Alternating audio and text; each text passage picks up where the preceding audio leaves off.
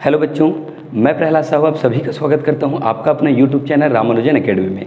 आज हम पढ़ने वाले हैं कक्षा 12वीं का फिजिक्स और आज का हमारा टॉपिक है एक समान विद्युत क्षेत्र में वैद्युत द्विध्रुव की स्थितिज ऊर्जा। इसकी परिभाषा, व्याख्या, व्यंजक पूरी तरह से हम डिटेल से समझेंगे। वीडियो के अंत तक बने रहिएगा, आपको कहीं पे भी कुछ भी डाउट नहीं रहेगा। यदि चैनल पर नया है तो प्लीज़ चैनल को सब्सक्राइब जरूर करें, साथ ही साथ बेल आइकन को भी प्रेस कर लीजिएगा, जिससे हम इसी तरह के नए नए वीडियो अपलोड करें तो उसका नोटिफिकेशन सबसे पहले आपको मिल जाएगा। तो आइए देखते हैं एक समान विद्युत क्षेत्र वैद्युत द्विध्रुव की स्थितिज ऊर्जा क्या होती है। ठीक, यहाँ पे मैं सबसे पहले एक समान विद्युत क्षेत्र बना लेता हूँ। क्या बना लेता हूँ? एक समान विद्युत क्षेत्र। इसे हम कहते हैं एक समान विद्युत क्षेत्र। क्या कहते हैं? एक समान विद्युत क्षेत्र। एक समान विद्युत क्षेत्र का अर्थ होता है जिसके प्रत्येक बिंदु पर, विद्युत क्षेत्र के प्रत्येक बिंदु पर दिशा और परिमाण समान हो। जैसे देखिए, इनकी दिशा बिल्कुल समान है तो ये कहलाएगा एक समान विद्युत क्षेत्र। क्या कहलाएगा? एक समान विद्युत क्षेत्र। ये ई से दर्शाते हैं हम इसको, वेक्टर ई से, और ये वेक्टर ई से। ठीक, अब इस पर हम एक वैद्युत द्विध्रुव को रख देते हैं।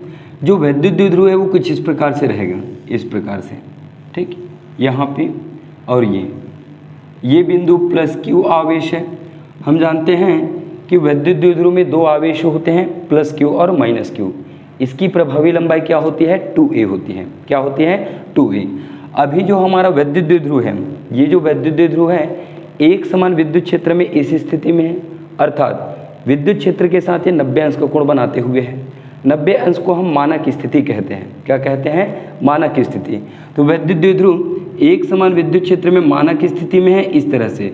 अब मानक स्थिति से ये वर्तमान स्थिति में ऐसे घूमेगा, और जब ये घूमेगा तो घुमाने में हमको कुछ कार्य करना पड़ेगा, और यही कार्य स्थितिज ऊर्जा में परिवर्तित होता है, या इसी कार्य को ही हम कहते हैं स्थितिज ऊर्जा। क्या कहते हैं? स्थितिज ऊर्जा।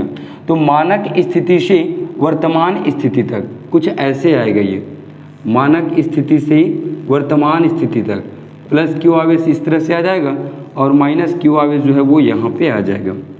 तो मानक स्थिति अर्थात 90 अंश।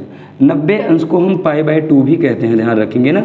आपका जो बुक है वो π/2 का यूज़ किए हैं। π/2 रेडियन में माप होता है और 90 जो होती है वो अंश में होती है। तो मानक स्थिति से वर्तमान स्थिति में घुमाने में किया गया कार्य वही कहलाता है स्थितिज ऊर्जा। क्या कहलाता है? स्थितिज ऊर्जा। मानक स्थिति अर्थात यहाँ पे π/2 का कोण बनेगा। π/2 का मतलब 90 अंश। और जैसे ही यहाँ पे आया, यदि यहाँ पे हम एक और विद्युत क्षेत्र बना दें कुछ इस तरह से, तो ये कोण बन जाएगा थीटा का। क्या कोण बन जाएगा? थीटा का। तो π/2 से थीटा कोण तक घूम के आया है, तब हमको क्या कार्य करना पड़ता है उसका हम व्यंजक निकालते हैं। इसमें सिर्फ आप परिभाषा बस लिखेंगे, परिभाषा आपको स्क्रीन पर मिल जाएगा। चलिए इसके व्यंजक निकालते हैं डायरेक्ट इसमें। तो ये घूमा है तो हम इस पर लगाएंगे प्रत्यानयन बल युग्म का आघूर्ण। प्रत्यानयन बल युग्म का आघूर्ण। प्रत्यानयन बल युग्म के आघूर्ण का फार्मूला क्या होता है बताइए? हम आघूर्ण को दर्शाते हैं टाउ से, और इनका फार्मूला होता है PE साइन थीटा। क्या होता है? PE sine theta. अब फिर वही बात, जब हम वैद्युत द्विध्रुव को घुमाने की कोशिश करेंगे तो एक बार में डायरेक्ट ये घूम के ऐसे आ जाएगा? क्या नहीं आएगा। छोटे छोटे कोण बनाते हुए आएंगे। जैसे ये 90 अंश के कोण में है, ये धीरे से इतना कम होगा, बिल्कुल इनसे करीब होगा, फिर धीरे से और कम होगा, ये फिर धीरे से और कम होगा इस तरह से, फिर धीरे से कम होगा इस तरह से, फिर धीरे से कम होगा इस तरह से। तो हर बार ये डी थीटा छोटे छोटे कोण बनाएंगे। क्या करेंगे? छोटे छोटे कोण बनाएंगे। तो यहाँ पे हम एक कोण को डी थीटा बोलते हैं। क्या बोलते हैं? D theta. इसको हम लेंगे द्विध्रुव को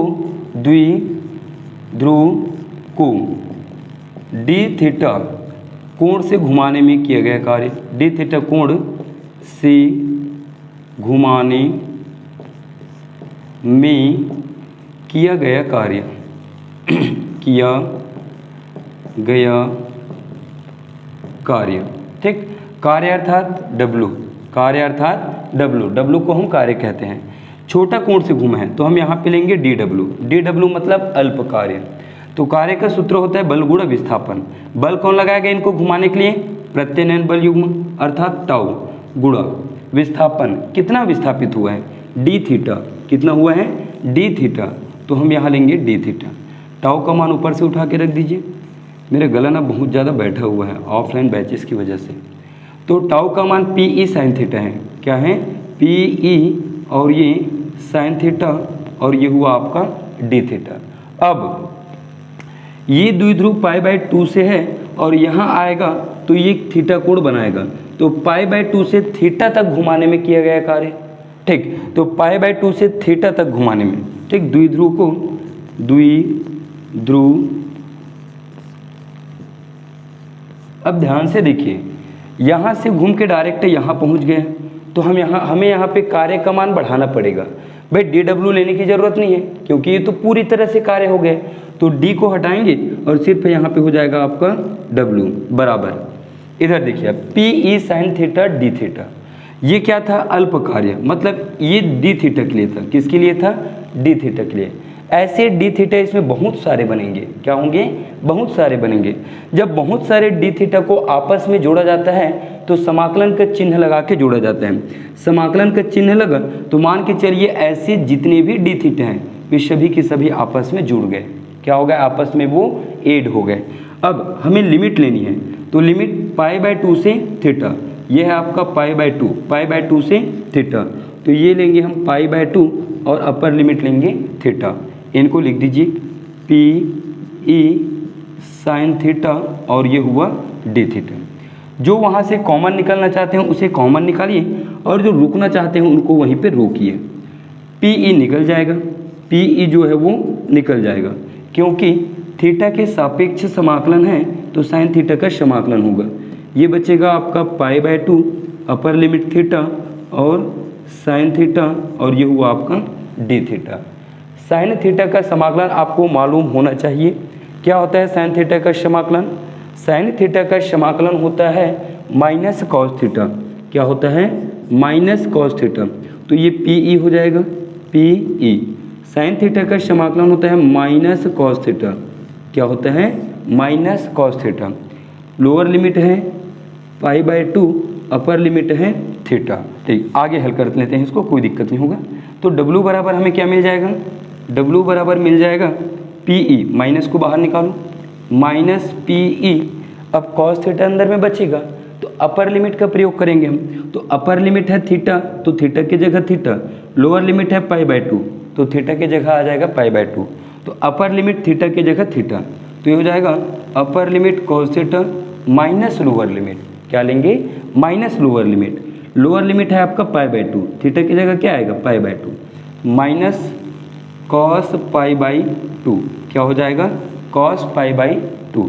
तो W का मान हमें मिल के आ जाएगा minus P E cos theta का कॉस थीटा ही हो जाएगा यहाँ पे। ठीक, माइनस कॉस π/2। π/2 का मतलब मैं आपको बताया हूँ 90 अंश। क्या बताया हूँ? 90 अंश। और कॉस 90 अंश का मान होता है 0। यह कॉस π/2 का मान होता है 90 अंश, 0। क्या होता है? 0। कॉस π/2 का मान 0 होता है, अर्थात कॉस 90 ही आएगा। आप चाहते हो तो यहाँ पे 90 ले सकते हो, कोई दिक्कत नहीं है। चलिए देखिए, कॉस π/2 का मान हम यहाँ 0 रखेंगे। ठीक, ये 0 रखाएगा। 0 को अगली बार छोड़ देना तो W का फाइनल मान मिल जाएगा माइनस पी ई और ये कॉस थीटा। क्या मिल जाएगा? माइनस पी ई और कॉस थीटा, ये निकल के आ जाएगा। अब मैं आपको परिभाषा बताया हूँ। क्या बताया हूँ परिभाषा में? कि द्विध्रुव को π/2 से थीटा तक घुमाने में किया गया कार्य स्थितिज ऊर्जा कहलाता है। कार्य को ही हम स्थितिज ऊर्जा कहते हैं। तो यहाँ हम लिखेंगे परिभाषा से, परिभाषा से। ठीक, क्या लिखेंगे भाई? कार्य को हम U के बराबर लेंगे। ठीक, कार्य को हम U के बराबर लेंगे, अर्थात W बराबर मिलेगा हमें U। क्या मिलेगा? U। स्थितिज ऊर्जा को U से दर्शाते हैं। ये मान यहाँ रख दीजिए तो U का फाइनल व्यंजक निकल के आ जाएगा minus P E cos theta. क्या निकल के आ जाएगा? Minus P E cos theta, ये निकल के आ जाएगा। ठीक, इनका सदिश रूप लेना चाहें तो कॉस थीटा को जब हम हटाते हैं तो वहाँ पे लगता है डॉट, और साइन को हटाते हैं तो क्रॉस लगता है। क्या लगता है? क्रॉस। यह निकाल देता हूँ मैं सदिश रूप, सदिश रूप, ठीक दिखेगा? बिल्कुल दिख जाएगा। u का मान -p डॉट e, ठीक। कॉस थीटा जब हटता है तो डॉट लगता है। क्या लगता है? डॉट। कॉस थीटा हटता है तो डॉट लगता है, और साइन हटता है तो क्रॉस लगता है। तो u बराबर मिल जाएगा आपको -p डॉट e, यहाँ वेक्टर ले लेना p और e में, ठीक। छोटा छोटा हो गया, पहचान आएगा क्या? आना चाहिए, पहचान आ रहा है, कोई बात नहीं। ठीक, अब इसे मैं दे देता हूँ समीकरण, एक भी समीकरण दिया हूँ क्या? चलिए इसे समीकरण 1 दे देता हूँ। इसकी विशेष स्थितियाँ देख लेते हैं हम लोग। क्या देख लेते हैं? विशेष स्थितियाँ। तो विशेष स्थिति मैं इतने में बनाऊंगा, इतने में आ जाएगा, ठीक है। विशेष स्थितियाँ, पहला हम लेंगे थीटा बराबर 0 अंश। क्या लेंगे? थीटा बराबर 0 अंश, ठीक। पहला विशेष स्थिति होगा हमारा थीटा बराबर 0। चलिए थीटा का मान यहाँ पे 0 रखिए समीकरण 1 में, तो u का मान आपको मिल जाएगा -pe cos 0, -pe और cos 0। cos 0 अंश का मान, cos 0 अंश का मान 1 होता है। क्या होता है? 1। तो यहाँ पे u का मान हमें मिल जाएगा -pe।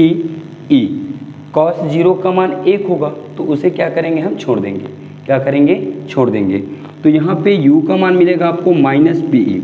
जब थीटा 0 अंश का कोण बनाता है विद्युत क्षेत्र के साथ द्विध्रुव, तब यहाँ पे स्थितिज ऊर्जा का मान जो है वो न्यूनतम होता है। क्या होता है? न्यूनतम। स्थितिज ऊर्जा का मान न्यूनतम कब होता है? जब द्विध्रुव और विद्युत क्षेत्र एक दूसरे के समांतर होते हैं तब। बिल्कुल इस तरह से ऐसे समांतर होते हैं, ठीक। सेकंड कंडीशन लेते हैं। थीटा बराबर 0 के बाद हम 90 डिग्री लेते हैं। क्या लेते हैं? 90 डिग्री। चलिए इस मान को यहाँ रखिए, तो u का मान मिलेगा -pe और cos 90 डिग्री। क्या हो जाएगा? cos 90 degree. और आपको पता है cos 90 अंश का मान होता है 0। क्या होता है? 0, ठीक। तो यहाँ पे cos 90 का मान 0 हो जाएगा, तो u का मान हमको मिल जाएगा 0। क्या मिल जाएगा? 0। देखिए 90 अंश में 0 आता है, इसीलिए हम मानक स्थिति लेते हैं। क्या करते हैं? मानक स्थिति लेते हैं, ठीक। थर्ड स्थिति देखिए इसका। थर्ड स्थिति थीटा बराबर, चलिए 180 ले लीजिए, 180 अंश का कोण। थीटा का मान हम यहाँ रखेंगे -pe cos 180, तो u बराबर मिलेगा -pe और ये cos 180 अंश। cos 180 अंश का मान होता है माइनस, ठीक। cos 180 अंश का मान होता है -1। क्या होता है? -1। तो cos 180 अंश का मान क्या आएगा? यहाँ पे देखिए, यहाँ पे -1 आएगा। तो -1 को तो लिखना जरूरी नहीं है, लेकिन इसका एक माइनस आएगा, इनका ये माइनस इस माइनस को बनाएगा प्लस, अर्थात u का मान मिलेगा प्लस का pe। क्या मिलेगा? प्लस का pe। तो जब कोण 180 अंश होता है तब स्थितिज ऊर्जा का मान जो है वो अधिकतम होता है। क्या होता है? अधिकतम, ठीक। कोण 180 अंश का बनता है तब स्थितिज ऊर्जा का मान अधिकतम होता है। इस तरह से ये हमारा स्थितिज ऊर्जा का जो व्यंजक है कंप्लीट होता है, और इसकी तीनों स्थितियां भी कंप्लीट होती हैं। वीडियो आपको अच्छा लगा है, नॉलेज से भरपूर लगा है, तो प्लीज़ लाइक ज़रूर करें और अपने फ्रेंडों को शेयर भी कर दीजिए, क्योंकि बहुत मेहनत से वीडियो बनता है। तो मिलते हैं नेक्स्ट क्लास में। नेक्स्ट क्लास में हम पढ़ेंगे विद्युत फ्लक्स, उसको भी बहुत बढ़िया तरीके से पढ़ेंगे। तब तक के लिए जय हिंद, वंदे मातरम।